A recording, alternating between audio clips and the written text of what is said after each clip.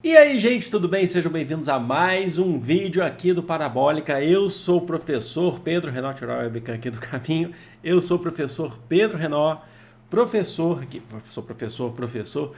Hoje é aula de filosofia para a gente falar de um filósofo não muito conhecido, mas que tem uma ideia muito interessante e pode ser que seja cobrado nos vestibulares, logicamente.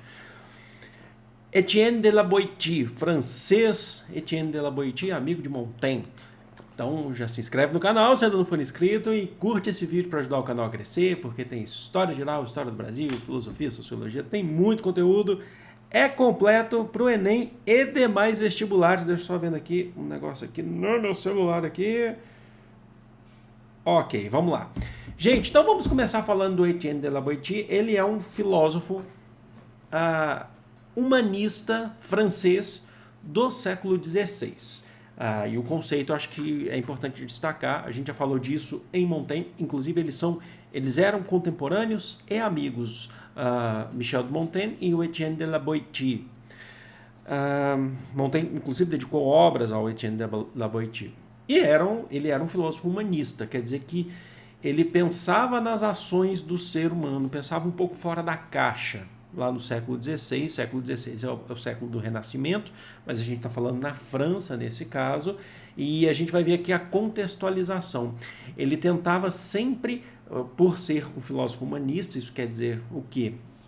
Ele tentava sempre sair desse pensamento dentro da caixa, do pensamento de poder ou do pensamento religioso. Ele sempre tenta pensar no ser humano enquanto ser humano mesmo, o que ele pode fazer, quais as suas ações. É um humanista, certo? E aí, a sua obra principal, que é a que vai definir para a gente aqui os conceitos de Etienne de la Boétie, é uma obra que não é muito grande, inclusive, é tranquila até de ler, eu acho, tá? É o discurso sobre a servidão voluntária. E você fala assim, poxa, servidão voluntária já dá um pensamento, como assim um servo que é voluntário, ele quer ser servo? O Etienne vai explicar aqui pra gente, eu vou explicar aqui para você, segundo a obra do Etienne de la Boétie, o que ele quer dizer com isso. Deixa eu tomar água aqui. O Etienne de la Boétie, ele vai falar que a liberdade que nós temos, ela é natural a nós seres humanos. Nós somos livres por natureza, mas por algum motivo, gente, nós estamos sujeitos a uma tirania, nós estamos presos, nós estamos dentro de uma servidão, alguém nos dominando de certa forma. Servidão é uma forma geral que ele está trabalhando para mostrar para a gente que nós não estamos na condição de sermos livres, tá? Então, se, por exemplo, surge algum conceito, ele falando escravidão, entendam no geral que nós não estamos livres, tá? Aqui não é para diferenciar escravidão de servidão, tem sua diferença, logicamente, mas ele está falando no sentido de não ter a liberdade.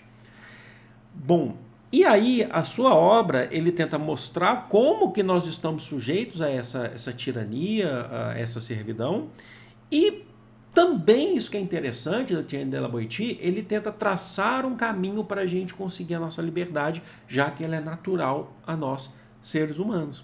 Então é bem tranquilo de se entender nesse sentido que eu vou passar para vocês aqui. Como que chegamos até aqui e como conseguimos sair?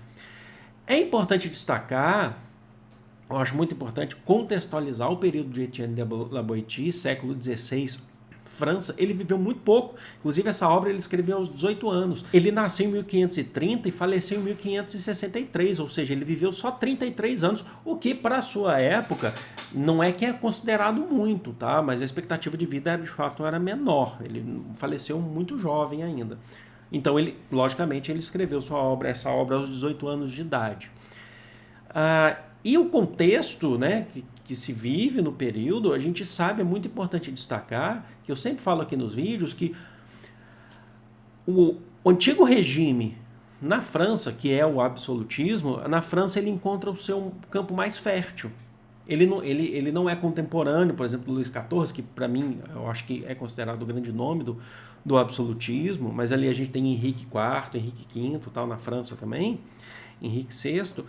Mas a França tinha uma pegada, inclusive que eu já falei quando nós fizemos um vídeo sobre o Jacques Bossuet, falando do direito divino dos reis absolutistas, que também vem um pouco mais para frente, mas é que naquele vídeo eu expliquei uma crença dos reis franceses, que os reis franceses eles tinham o direito divino de governar, então eles eram absolutistas plenos, né, no sentido de muita força, porque não tinha questionamentos para eles não aceitavam questionamentos. O direito divino, né, que os reis absolutistas franceses eram maiores do que de qualquer outro país e maior do que a própria autoridade papal, segundo eles.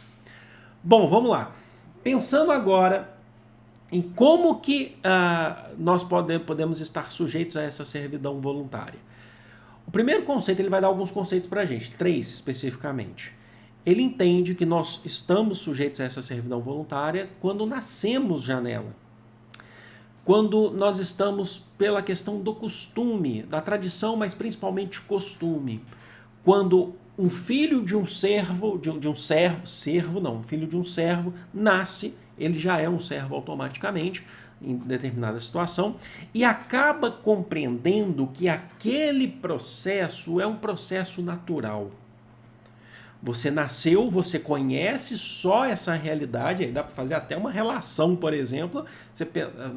Não façam isso em redação, mas assim, para a gente só entender, dá para fazer uma relação, por exemplo, com aquela questão da alegoria da caverna de Platão. Você nasceu na caverna, você acha que é tudo aquilo ali, que aquela é a realidade. Para o La Boétie, ele olha assim e fala assim, ó, por uma questão de costume, de ter nascido numa sociedade assim, de ter vivido assim, meus pais, meus avós, eu acabo acreditando que aquilo é a verdade, que aquilo é a realidade. Eu não consigo enxergar uma outra forma. Então eu acabo sendo um voluntário. Não é um voluntário porque você quer ser voluntário. Eu quero ser um servo. Não é isso. Mas é um voluntário no sentido de que eu não conheço outra realidade, então eu aceito essa realidade de servidão. Compreenderam? Uma outra forma de servidão voluntária vem muito a questão eu diria alienação, tem a ver com alienação, mas alienação é um conceito muito mais moderno, né, quando a gente fala. Mas ele tem a ver com a aceitação daquilo e a forma de você não querer sair daquilo. Primeiro, a figura do tirano, gente, é uma figura que não está muito próxima dos súditos, não está muito próxima do povo. E a gente está falando do século XVI, o século XVI é o século da imprensa, do surgimento da imprensa, né? De tudo isso, mas a gente tem que entender que o século XVI, mesmo que você tenha essa imprensa surgindo, não é que nem hoje. Então a figura do rei, do déspota ou do tirano, seja lá qual for a forma de governo também, inclusive porque ele trabalha também na obra com outras formas de governo, mas aqui a gente está focando na questão da servidão voluntária, é uma figura que não está presente no povo assim, visualmente o tempo todo. Não existe necessariamente propaganda sobre. O que a gente tem é muito boca a boca. E essa figura desse tirano acaba se tornando uma figura basicamente mística. Porque não se sabe muito bem quem é ele, mas se tem medo dele. E o boca a boca vai para as ruas. Olha, eu fiquei sabendo que tal pessoa que se rebelou contra tal tirano, está, de certa forma, morreu, perdeu a cabeça, fizeram isso com ele e tal, sumiu, você está vendo? A pessoa desapareceu. Isso vai causando um medo e você vai aceitando essa servidão. Mas ainda dentro disso, mesmo com essas questões, existe a questão do entretenimento, dos jogos. Isso sempre foi muito importante. Se a gente pensar lá, por exemplo, no mundo grego, mas um exemplo acho que é muito mais clássico, pensar já no Império Romano, através de Augusto, né? Otávio Augusto, quando o Divino, né, que já promoveu lá aquela política do pão e circo, por exemplo, lá no início da República Romana, já em 27, no ano 27 depois de Cristo, né, antes de Cristo, no ano 27, lá na Roma, o primeiro imperador romano, de fato, que promovia lá os coliseus, a política do pão e circo, acalmar a plebe, vocês lembram disso? Então essa população acaba tendo, né, olhando para isso, ou por uma questão de medo da questão do misticismo, né, dessa figura praticamente mitológica de quem é esse tirano, o que a gente pode esperar dele, não sabemos. E aí esse medo ronda a gente, entenderam? Bom, vamos lá, gente. A terceira forma, que é uma forma mais estruturada, que o Etienne Laboiti vai tratar, é a questão de que esse tirano ele forma de fato uma rede estrutural para manter o seu poder. Como assim? Como eu falei para vocês, ele está distante desse povo, certo? Até aí gera esse medo, essa questão toda. Esse tirano, ele não caminha pelo povo, não existe isso. Ele tem em contato direto, talvez ali os seus ministros, os seus conselheiros que estão diretamente ligados a ele. 4, 5, não mais do que 6 pessoas que estão recebendo ordem direta desse tirano. Esses estão presos a ele.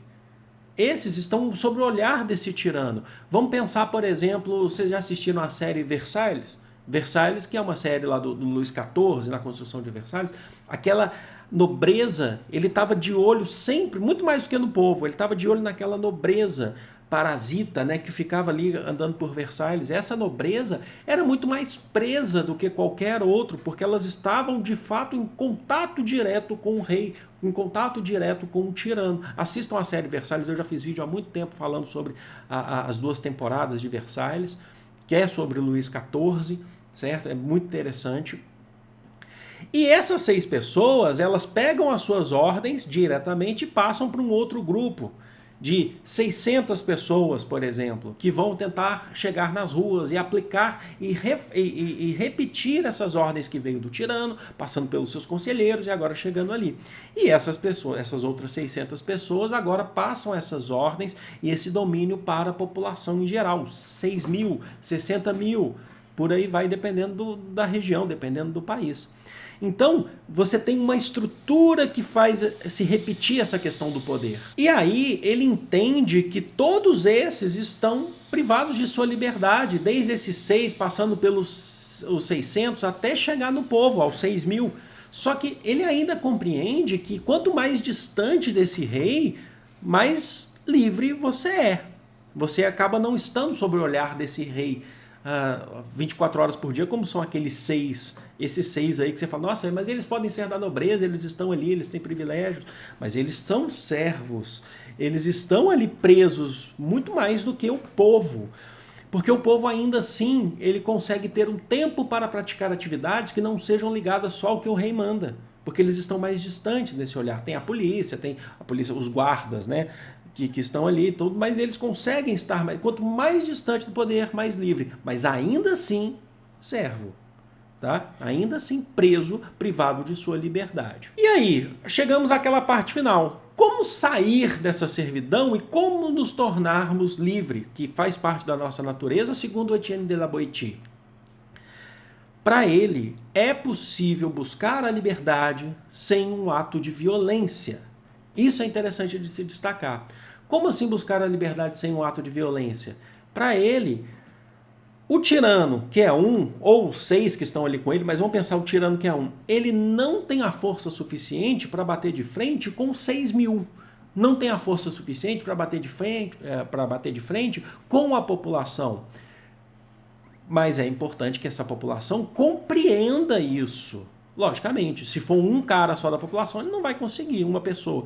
A população precisa compreender esse processo. E parando de reproduzir para esse tirano, ele perde sua força. A sociedade não vai caminhar, a sociedade não vai andar. Não ataque, pare de produzir. Certamente deve ter gente aí olhando aí, falando assim, eu vi isso já lá na Revolução, ou na independência da Índia, lá com Gandhi, vamos parar de extrair o sal para o Império Britânico, aquela coisa. Deve ter gente aí, vocês devem estar lembrando disso, né? De um caso de não violência, mas também a gente tem que pontuar, que quando você faz isso, você também está promovendo a violência dos soldados, por exemplo, do Império Britânico, foi o que aconteceu. Então teve violência sim, mas talvez você provocou a violência do outro lado. Mas, de fato, no caso da Índia, por exemplo, eles conseguiram a sua independência muito através dessa base, não só isso, tá bom? Então o Etienne de la Boétie, como um humanista, ele acredita, não tem que fazer violência, não tem que fazer revolução, se rebelar contra. A gente para de produzir, a gente para de trabalhar. E vamos mostrar que se a gente parar, ele não produz, ele não vai ter esse privilégio todo, essa riqueza toda, entenderam? Espero que vocês tenham curtido, espero que vocês tenham gostado. Foi muito difícil fazer esse vídeo agora, apesar de ser um vídeo tranquilo no sentido de conteúdo, porque ó, o cara tá com uma serra ali, né? E eu tive que parar todas as vezes, eu preciso de um tratamento acústico urgente aqui para o escritório, ou mudar daqui, né? Mas enfim, eu espero que vocês tenham curtido, espero que vocês tenham gostado. Amo vocês de todo o coração do mundo. Um grande beijo. Fui!